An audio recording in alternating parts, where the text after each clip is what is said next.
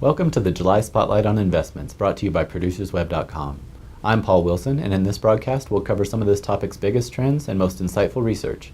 This Spotlight on Investments is sponsored by Brokers International, one of the nation's leading marketing organizations. Experience the new world of insurance marketing at www.biltd.com.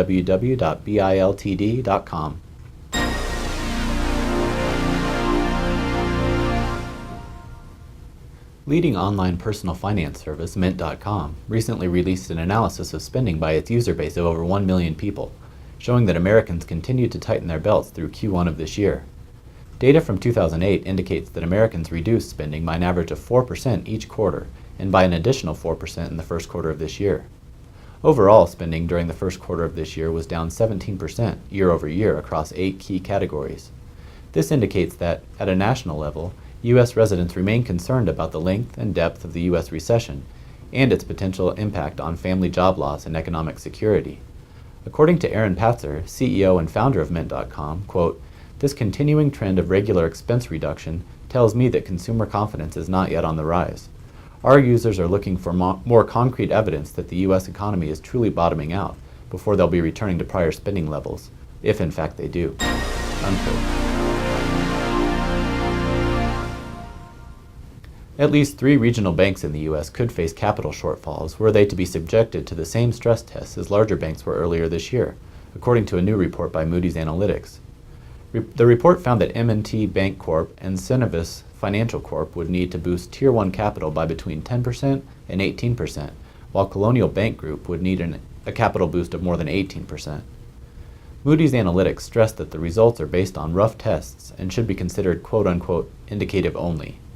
So far, the government has not announced plans to subject regional banks to stress tests, but smaller banks are, on average, being traded as though they were rated 4 notches below their real ratings, while bonds for the 19 largest banks are trading just 2 notches below actual ratings.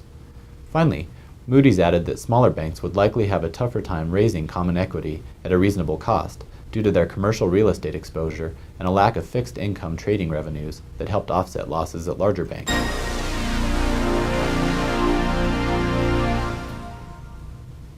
June saw 15 bond issuers downgraded to speculative grade or BB+ and lower from investment grade, marking the 3rd highest monthly total of so-called fallen angels since Standard & Poor's Financial Services LLC began tracking the data in 1987.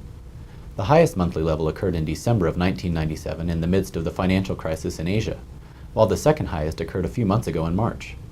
With 2 additional fallen angels added this month, the 2009 total increased to 60, affecting rated debt worth over $209 billion, the report by S&P said. Finally, the report said that 75 issuers totaling $255.22 billion in rated debt still have potential to be downgraded. I'm Paul Wilson, and thanks for watching the Spotlight on Investments.